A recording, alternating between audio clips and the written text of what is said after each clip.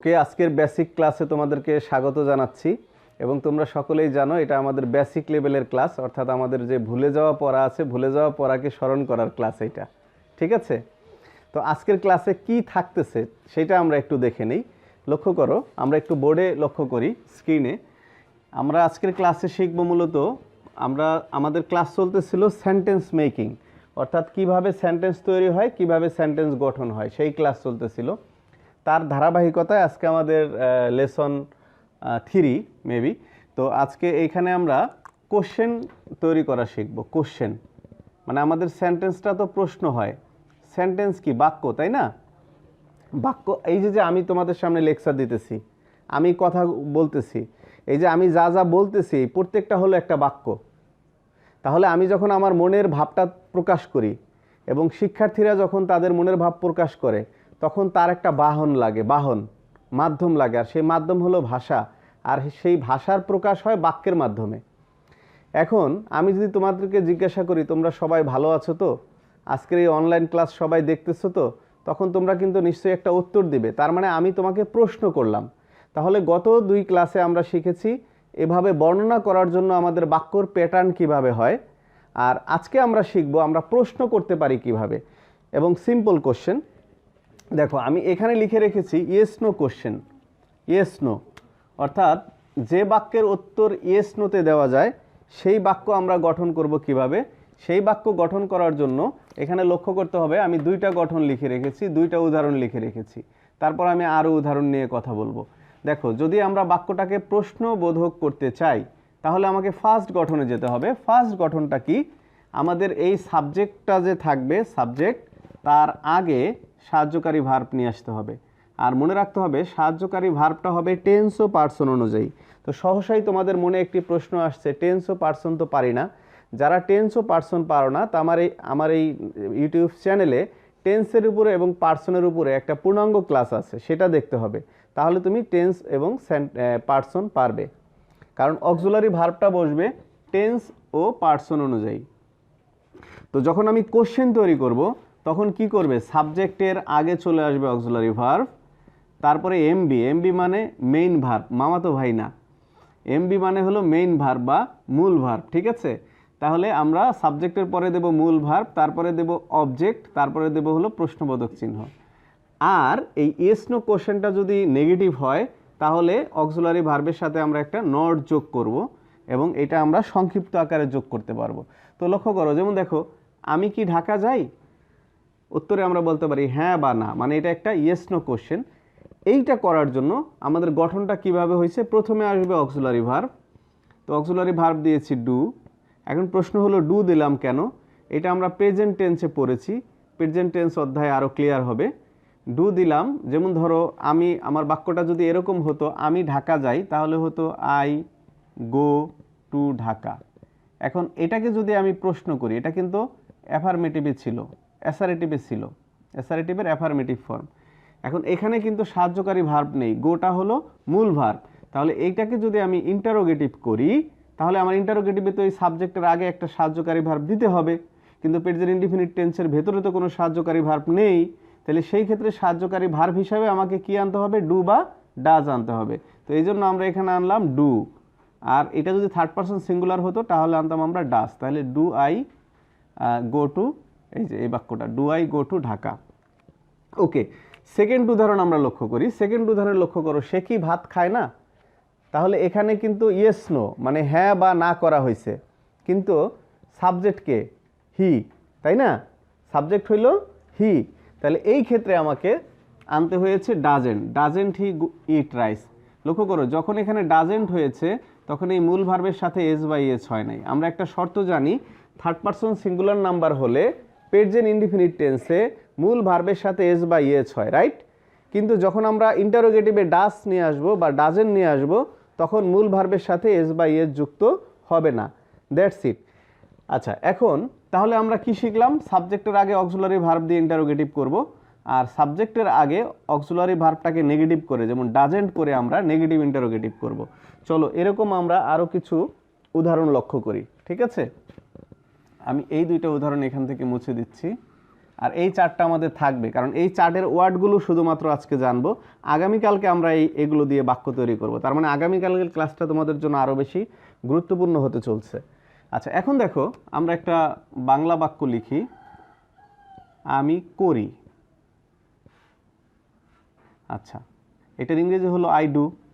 এখন এটাকে যদি আমি প্রশ্ন করি, যেমন আমি কি করি, আমি কি করি, তাহলে কি হবে? তাহলে এটা কিন্তু প্রশ্নবোধক হয়ে গেল। তাহলে এটার ইংরেজি হবে ডু আই ডু। লক্ষ্য করো, এখানে কিন্তু ডুটা আসছে অক্সিলারি ভার্ব, আইটা হয়েছে সাবজেক্ট, এবং এই ডুটা হয়েছে এখানে মেইন ভার্ব। এই ডুটা কিন্তু এখানে অক্সিলারি ভার্ব না। ক্লিয়ার? আচ্ছা, এখন আমরা যদি এরকম একটি বাক্য লক্ষ্য করি, লক্ষ্য করো তোমরা, আমি এই বাক্যটা রেখে অন্য জায়গায় লেখার চেষ্টা করছি। লক্ষ্য করো, আমার একটি বই আছে।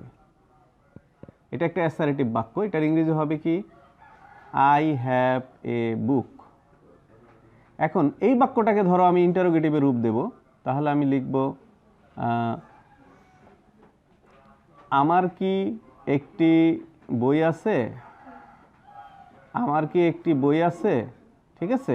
আচ্ছা, এই বাক্যটাকে যদি আমি ইন্টারোগেটিভে রূপ দেই, এখানে একটু লক্ষ্য করো, এখানে তোমরা বলতে পারো যে স্যার হ্যাভ তো আমার এখানে অক্সিলারি ভার্ব আছে, হ্যাভ তো আমার এখানে অক্সিলারি ভার্ব আছে। তাহলে এটাকে যদি আমরা কি করি, আই হ্যাভ এ বুক, এখানে হ্যাভ একটা অক্সিলারি ভার্ব আছে, তাহলে এটাকে যদি আমরা ইন্টারোগেটিভ করি, ঠিক আছে, তাহলে আমাদেরকে আর নতুন করে ইন্টারোগেটিভ আনতে হবে কিনা।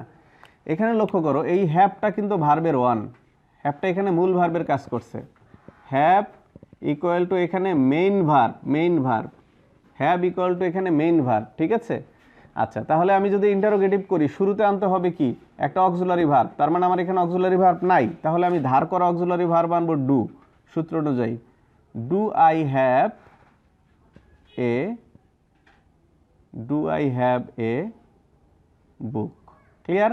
আচ্ছা, এখন যদি আমরা বলি আমার কি একটি বই নেই, তাহলে এটা কি হবে? ডোন্ট আই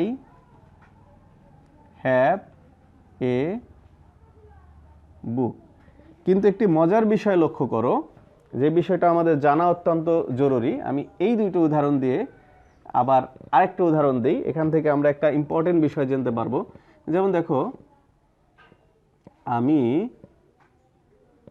একজন কৃষক। তাহলে এখানে দেখো আই অ্যাম এ ফার্মার। হ্যাঁ, এখন এটাকে যদি আমি ইন্টারোগেটিভ করি, তাহলে কি হবে? ইন্টারোগেটিভ হলে হবে আমি কি একজন কৃষক। দেখো, আমি কি একজন কৃষক, এটার ইন্টারোগেটিভ কি হবে? এখানে কিন্তু অ্যামটা মূল ভার্ব। এখন আমরা তো জানি অ্যাম ইজ আর অক্সিলারি ভার্ব, কিন্তু এই বাক্যে মূল ভার্ব, তাহলে এইখানে কিন্তু আমরা ডু আনতে পারবো না। আমরা কিন্তু এই জায়গায় হ্যাভ ভার্বটা, হ্যাভ হ্যাজ হ্যাড থাকলে কিন্তু সেখানে আমরা ডু ডিডকে আমরা আনতে পেরেছিলাম, বাট এখানে কিন্তু আমরা ডু আনতে পারবো না। এখানে আমরা এই অক্সিলারি ভার্বটাই পেছনে চলে যাবে। কি হবে তাহলে? Am I a farmer, am I a farmer. এখানে কিন্তু এরকম হবে না do I am a farmer, এরকম দিলে কিন্তু হবে না। আমি একটু নিচে লেখাই, কি হলে কাটা যাবে? ডু আই এম, এরকম যদি হয় তাহলে এটা আমাদের কাটা যাবে। ক্লিয়ার? বুঝাইতে পেরেছি? অর্থাৎ কি বুঝাইলাম? ক্লিয়ার হও। এখানে হ্যাভটা কিন্তু অক্সিলারি ভার্ব, প্রকৃতপক্ষে হ্যাভটা অক্সিলারি ভার্ব, কিন্তু হ্যাভ হ্যাজ হ্যাড এটা যখন মূল ভার্বের কাজ করলো, হ্যাভ হ্যাজ হ্যাড যখন মূল ভার্বের কাজ করলো, তখন অক্সিলারি ভার্ব হওয়া সত্ত্বেও আমরা ওই অক্সিলারি ভার্বটাকে ইন্টারোগেটিভ করতে আনি নাই। আমরা টেন্স অনুযায়ী একটা ডু এনেছি বা ডাজ এনেছি, ওই হ্যাবের জায়গায় হ্যাভ রয়ে। কিন্তু এম ইজ আর যখন মূল ভার্বের কাজ করলো, তখন যখন আমি ইন্টারোগেটিভ করলাম, ওই এম ইজ আর কিন্তু বাক্যের শুরুতে এসে কি হয়ে গেল? সে অক্সিলারি ভার্ব হয়ে গেল, মূল ভার্ব হয়ে গেল। এটা একটা পয়েন্ট।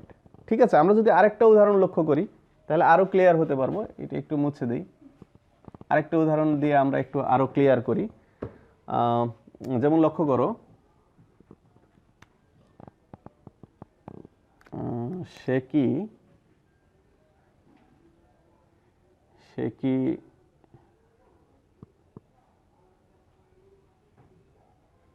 একজন শিক্ষক নয়। এটা নেগেটিভ। তাহলে এখানে সে সে হয়, এখানে সে কি একজন শিক্ষক না, এখানে কিন্তু মূল ভার্ব ইজ, তাহলে এটার ইংরেজি কি হবে? Isn't. Isn't he a teacher?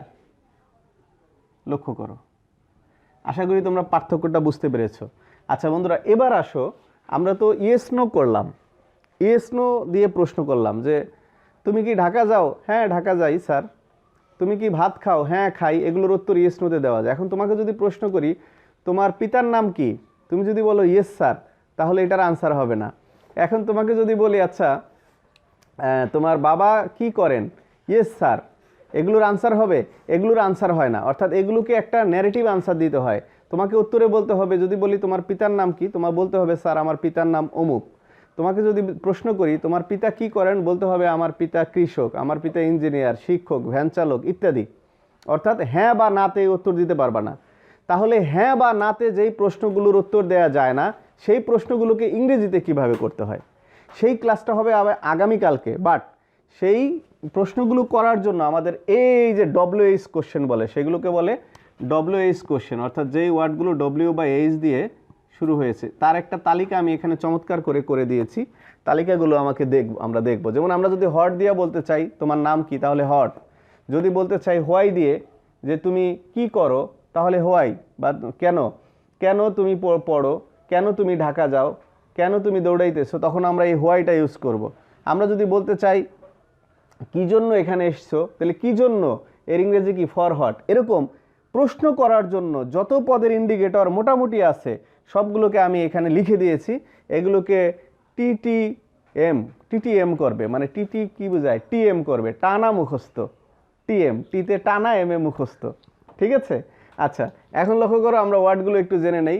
What কি, ওয়াই কেন, ফর হট কি জন্য, বিফর হট কিসের পূর্বে, উইদাউট হট কি ছাড়া, ফ্রম হোয়ার কোথা হতে, হোম কাকে, বিফর হোম কার পূর্বে, আফটার হোম কার পরে, উইথ হোম কার সাথে, উইদাউট হোম কাকে ছাড়া, হুইচ কোনটি, কোনটি মানে বেছে নেওয়া, যেমন কোন শার্টটা তুমি চাও, কোন বইটা তোমার পছন্দ, কোনটা বাছাই করা, সেই ক্ষেত্রে কোনটি, হুইচ। হাউ অফেন কতবার, তোমাদের বলতে হয় না তোমার বন্ধুকে প্রশ্ন করছো তুমি কতবার সিলেবাস শেষ করছো, তাহলে কতবার এটার ইংরেজি তো জানতে হবে, নাহলে প্রশ্ন করবে কিভাবে। সেটার ইংরেজি হলো how often. Okay. How long কতক্ষণ, হাউ মাচ কতটুকু, হাউ হট কত গরম, হাউ ডেয়ার কি বা কত সাহস, হাউ হাই কত উঁচু, হাউ ওয়াইড কত প্রশস্ত, উইথ হট কিসের দ্বারা, হোয়ার কোথায়, আফটার হট কিসের পরে, ফ্রম হট কি হতে, হু কে বা কারা, টু হোম কার কাছে, এগেইনস্ট হোম কার বিরুদ্ধে, অ্যাবাউট হোম কার সম্পর্কে, বাই হোম কার দ্বারা, হুচ কার, হাউ কিভাবে, হাউ ফার কত দূর, হাউ মেনি কতগুলো, হাউ ডিপ কত গভীর, হাউ ওল্ড কত বয়স, হাউ ফাস্ট কত গতি, হাউ টল কত লম্বা। তাহলে এই বাক্যগুলো দিয়ে কিভাবে বাক্য গঠন করা যায় এটা থাকবে আমাদের নেক্সট ক্লাসে। আজকে শুধুমাত্র আমরা ইন্ডিকেটরগুলো জানলাম। ইন্ডিকেটরগুলো কি একটা উদাহরণ দিয়ে যদি আমরা বলি, যেমন তুমি এখান থেকে একটা ইন্ডিকেটর নেই, ধরো এটা নিলাম কার সাথে, তাহলে আমরা যদি এটা দিয়ে একটা বাক্য তৈরি করি, এরকম হয়, তুমি কার সাথে ঢাকা যাবে। এখন দেখো এটা কিন্তু তুমি কার সাথে ঢাকা যাবে, এই প্রশ্ন কি যদি তোমাকে আমি করি, তুমি কি বলতে পারবা উত্তরে ইয়েস? বলতে পারবা না। উত্তরে বলতে পারবা নো? বলতে পারবা না। বলতে হবে আমি মামার সাথে ঢাকা যাব, বা বাবার সাথে ঢাকা যাব, বা বড় ভাইয়ের সাথে ঢাকা যাব। তো এই বাক্যটা তো আমি বাংলায় বললাম, কিন্তু ইংরেজিতে আমি কিভাবে বানাবো? ইংরেজিতে যদি আমি স্পিকিং করতে চাই বা কাউকে প্রশ্ন করতে চাই, সেই ক্ষেত্রে আমি এই বাক্যটা কিভাবে বানাবো? তাহলে কার সাথে আমার লাগবে, কার সাথে, কার সাথে ইংরেজি কি? কার সাথে? With home. তাহলে উইথ হোম দেব, তারপরে কি দিব এটা আজকে না, এটা আমরা আগামীকালকে শিখব। তাহলে আজকে ছিল আমাদের ইন্টারোগেটিভ বা কোশ্চেন তৈরি করা, এবং ডব্লিউএইচ কোশ্চেন তৈরি করতে আমাদের কিছু ওয়ার্ডস লাগে, সেই ওয়ার্ডসগুলো আমরা জানলাম। তো আশা করি তোমরা ক্লাসটি বুঝতে পেরেছো। আর যদি কোথাও বুঝতে না পারো তাহলে আমাকে প্রশ্ন করতে পারো, প্রশ্ন করলে তোমরা রাইট আনসার পাবে ইনশাল্লাহ, আশা করি। Thank you very much.